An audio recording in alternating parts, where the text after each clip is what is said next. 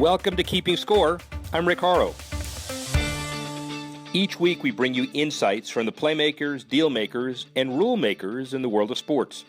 I'll give you my take on some of the items of the week using my 30 years of experience doing deals for teams, leagues, and players in the $750 billion business of sports. Plus, we'll talk with a central figure in the sports world. The views expressed in this podcast are my own and do not represent the views of Reuters. Let's get started. Investors continue to hunt for growth in Africa. That includes sports fans as the 11th African Games wrap up in Brazzaville, Congo, Friday. This year marks the 50th anniversary of the African Games, as well as their return to Brazzaville, which hosted the first event back in 1965. The African Games, also called the All-Africa Games or the Pan-African Games, are a continental multi-sport competition held every 4 years. Events in Africa will be carefully watched for revenue potential, sponsorship development, and television distribution. Look for Africa to be a major player in the sports scene in the next 20 years. $21 million. That's how much the Chicago Cubs may be able to boost the team's payroll next season. The gain coming from increased attendance at Wrigley Field this season, as nearly 3 million fans will have visited by the time the regular season ends in October. The growth occurring as the historic venue undergoes a multi-year renovation. The plan's working perfectly. Wrigley renovation generates more revenue and excitement. The young team overperforms. More revenue created to pay the higher payroll as contracts mature and as new players are added. The last chapter in the book would include playoff wins and multiple World Series. Let's just see. The San Diego Chargers could be heading north. The city of San Diego and San Diego County have been unable to come to terms with the Chargers for a new stadium, eliminating any chance the city holding a January 12 special election on the project. City officials thought they'd have until June 2016 to put a stadium proposal before voters, but city officials and their stadium task force repeatedly ignored the advice of the NFL. The lack of a stadium deal increases the likelihood of the team relocating to Los Angeles. The race to L.A. is heating up. San Diego, Oakland, and St. Louis scrambling to maneuver around a late 2015 deadline, and the NFL certainly is attempting to settle the situation by Super Bowl 50's celebration in California. And speaking of California, it's home to 2 of the top 10 NFL players under 25 in social media. Oakland Raiders quarterback Derek Carr is number 5, and receiver Amari Cooper number 7. Number 1 is sure-handed New York Giants receiver Odell Beckham Jr., who has about 600,000 Facebook fans and more than 2 million Instagram followers. That's according to MVP Index. Let's stick with the NFL, but take our discussion overseas as we talk to the man in charge of growing the game internationally, Mark Waller. Mark Waller, I heard it's a rumor that you're the first Kenyan-born executive vice president of NFL International. Is that correct? I'd have to check my fact book to make sure, but I suspect that would be true, yes. Well, in a broader context, I'm sure you were a football fan growing up, but the real issue is which football? I grew up with both footballs, in fact. So when I was growing up, obviously English soccer, Soccer, as it's called here, was my number one sport. But actually, at the time that I was growing up, American football in the UK was also breaking through. So I was a smaller fan of American football. In your earlier life, you worked with, directly or indirectly, Guinness, Johnny Walker, Tanqueray, and Dewar's. Other than the fact that both jobs are intoxicating, what does one have to do with the other? Alcohol and the NFL. They both teach you a lot about passion, fandom, and give you a good insight into the male personality, I would suspect, more than most other products. And in all seriousness, February 1, 2006, obviously a watershed time for you. You joined the NFL, marketing and then international. So broadly defined, what's your biggest accomplishment in the last 9 years? Well, I'm still here. Yeah. So other than that, I put down a couple of things. I think the birth of the international series that we're now going into our 10th year. I'd like to think that that was at least in part my child. Very proud of that, and very proud of how we've grown that, I think, into something really significant and meaningful for the NFL as a whole, not just in the UK. Spent 5 years as CMO, and a lot of time working on broadening the appeal, particularly to female fan base, which has grown 9% over the last 5 years. So proud of that too. Well, let's talk about both of those in inverse order.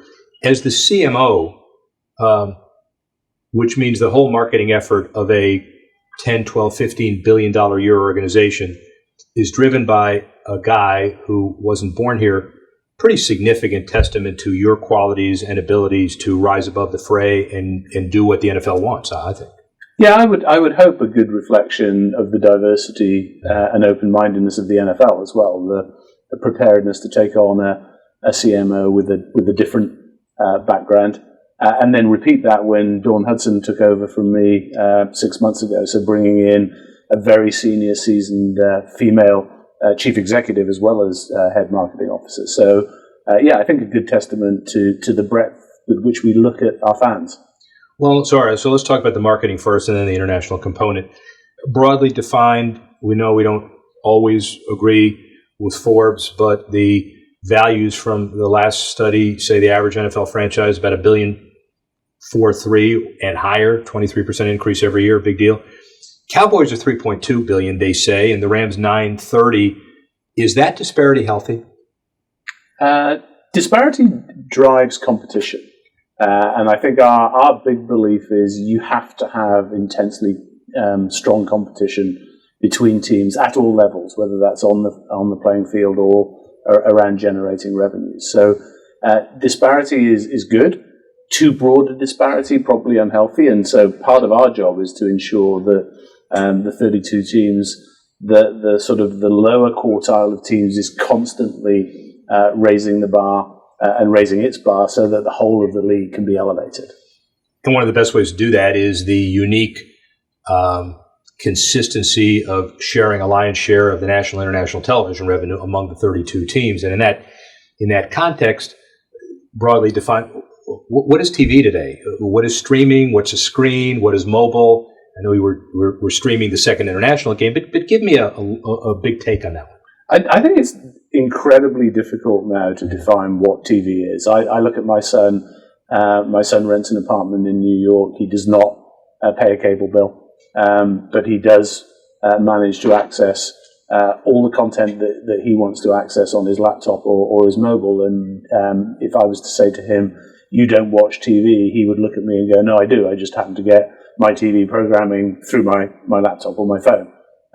So I think now it's much more about the broad integration of media rights. Well, and the other flip side of this, you ask owners, one of the biggest concerns is we've all invented a term, decouching. Levi's the 50th Super Bowl and the stadium in San Francisco, Santa Clara, and the new renovation of Sun Life, etc.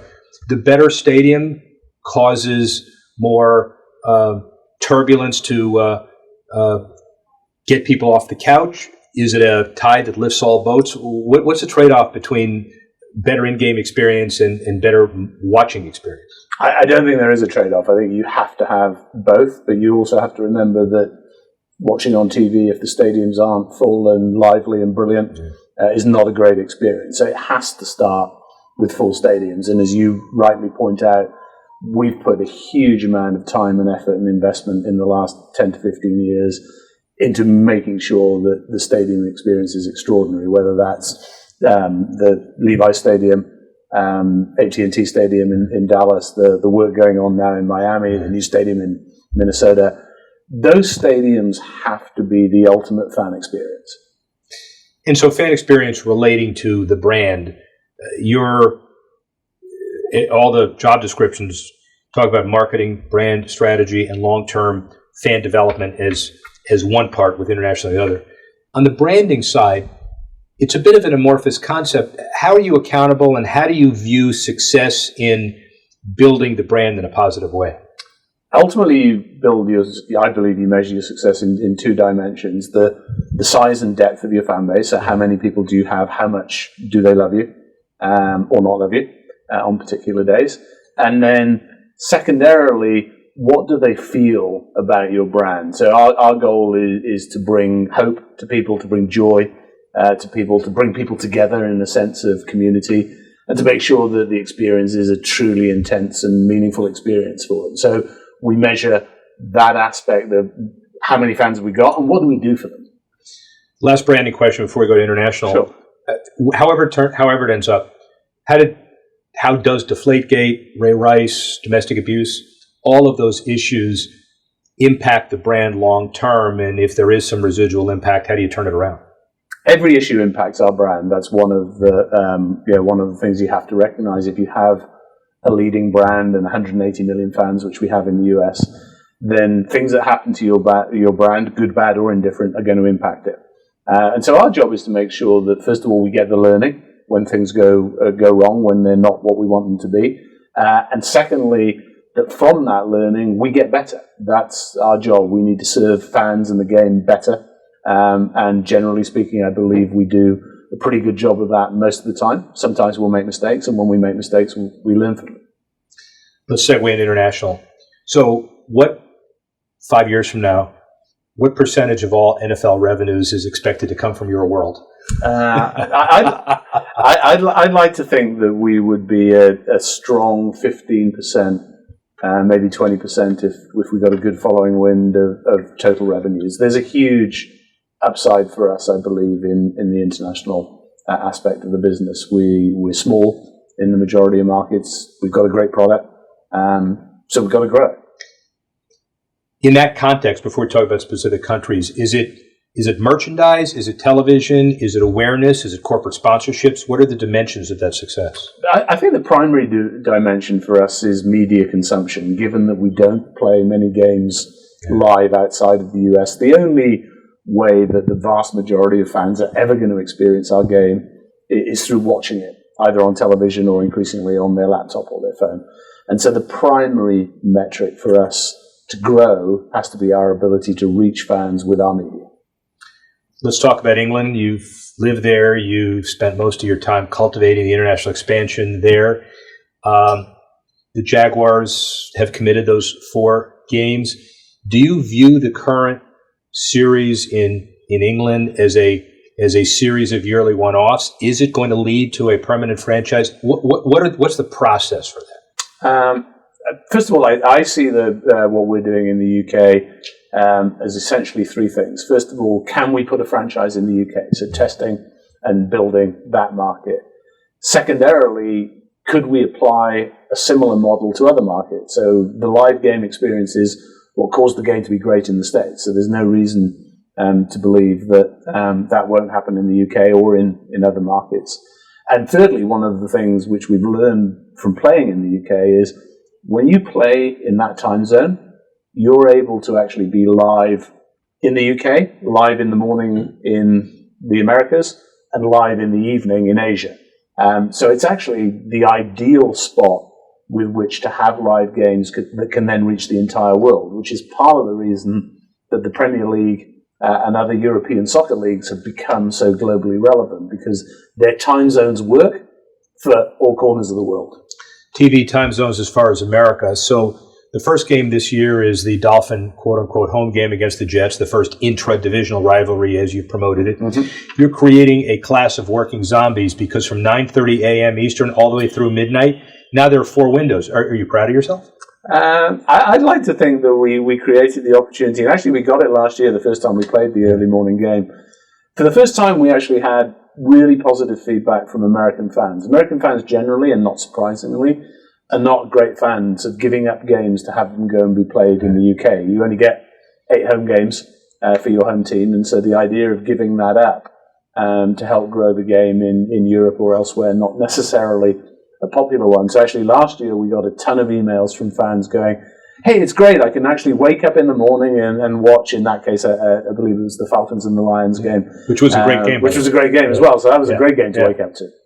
Yeah, and you know, the other dimension of all of this, I guess, is some of the logistical considerations that pundits like to talk about. Is it too far? Would we have a permanent team in London? How would that work? Are we working those issues out over time? I know you're learning, but what are some of the specific processes you're dealing with? Yeah, absolutely. I mean, the entire process is designed to extract learning. So playing games on consecutive weekends, that's a learning. Can we actually have a field in a stadium in London that can support back-to-back games. The stadium we play in, Wembley, which is a great venue, also hosts England games for soccer. So can we play 2 NFL games and then have an England game played the following week? That's an important test. From a player standpoint, one of the great things about the Jaguars and their commitment is we get real learning year in, year out about what it's like to keep going back. Does your body actually acclimatize more quickly when you're playing your second or your third game? So we like to think that all of the stuff that we're doing in the UK at the moment is helping build that learning to answer that question as to whether we can put a team. So Blake Bortles, a quarterback for Jacksonville, is actually a medical guinea pig for the future of cross and transatlantic games. He might, and I might consider him first and foremost a quarterback of the Jaguars, but he's definitely helping. He's definitely helping with the learning. Other countries, I know Germany is of interest to you. Give us a prioritization of what you want to do and how you want to do it. High on our list at the moment would be getting more games back into Mexico. If you remember, actually, the first international series game ever was played in Mexico City in 2005. And by the way, great success. One of the worst on the field games in the history of the NFL. But that I didn't see that game, so of course you didn't. I couldn't be a testament to that. But it was definitely a learning for us. We want to go back, so we're doing a lot of work at the moment, looking at stadium options there, and what would we need to do to get comfortable. I think we have great upside in Germany. Mm-hmm. We have a great fan base there. The game is played locally at the amateur level, and we need to get much more involved there. We closed down NFL Europe, and to be honest, focused on the UK, probably missing some opportunities in Germany. And then I think we've got an interesting test in China where we've got a small office really focused on customizing digital and social media content and really experimenting with, can you actually get fans into the game purely through a digital and social media content play? Do you ever see a day where there is an Olympic consideration of this football? There is a process that other sports have gone through you didn't expect. So what's the goal there? What's the expectation there? I don't think we have a goal there at the moment, but I would certainly imagine that we would at some point be ready to look at how we might help build that platform. I think first and foremost for us, though, we've got to establish credible, meaningful presence in key markets so that the sport can be meaningful to true sports fans around the world. Finally, on this side of it, can the NFL, in your estimation, ever become a global game, maybe in the context of a conversation of soccer and cricket and some of the other events? I think a lot depends there on what your definition of a global game is. I believe we are already a very meaningful game for avid sports fans around the world. What we don't have at the moment is local relevance 365 days a year. And that really, if you look at the NFL here or soccer in Europe, that's really what the preeminent sports do. It's not just about the weekends that they play or the Super Bowl or the final game of the season. It's about day in, day out relevance, and that's something we've obviously got to work on. Finally, close back to home, who are your big one or two business heroes and marketing heroes? I'm a huge fan of Starbucks. What they did for coffee. I mean, I have no idea what the data is, but I would imagine that what they've done for the coffee category is truly extraordinary, and they will have got some benefit from that, but other coffee companies will have as well. So not only did they build a huge business for themselves, but they actually build a huge culture for that product. So I'm a big fan of theirs. I'm a big fan of Apple, not surprisingly. Who wouldn't be? But again, for me, they've created a culture around their products. So it's not just about the products themselves; it's sort of the whole experience that goes with them. Those would be probably two pretty obvious ones. And learning from other kinds of lessons. Do you talk to marketing folks in other sports here and across the pond? What do you learn from other sports? Yeah, well, first of all, we're very fortunate. Obviously, we deal with great broadcast partners, great media partners, great sponsor partners and licensees. So we get learning from companies like Nike and NBC and you name it. We partner with the vast majority. So we get to learn a lot. And I think obviously the learnings are very different. The consistent learning, I think, is you have to be obsessed with the experience that your brand delivers, and you have to consider that any single interaction, no matter how big or small, is a brand interaction, and so manage your brand accordingly. It's a good idea. And so projecting the future, a couple more. Where is NFL International in 5 years?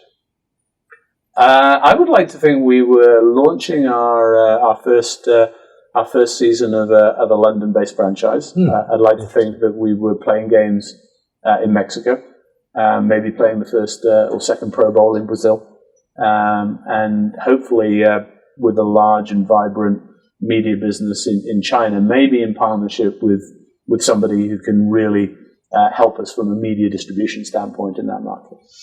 And biggest challenges today? Biggest challenges in the next few years for you, for the entity? I think keeping focus on the brand, keeping focus on the fan experience, and keeping the game the most aspirational game that fans want to be a part of. I think that standard of excellence is got to be our guiding star. Roger Goodell has said publicly he's challenged his staff to generate $25 billion a year by 2027. Are you up for your 15% stake in that? I am up for my 15% stake in it, without a doubt. Thank you very much. Really appreciate it. The NFL is in really good hands. If I were to say that you were Brooklyn-born and all of that accent was just a fiction, what would you say to me? I'd say you've discovered the truth. Thank you, Mark. Not at all. Appreciate it. Good to see you. Thanks for listening to this edition of Keeping Score. I'm Rick Horrow. The producer of the show is Alex Cohen. Audio producer Adam Wiesen. Technical assistance provided by Jamie Weber, Tanner Simpkins, and Carlos Swadek. The executive editor of Reuters Digital, Dan Colarusso.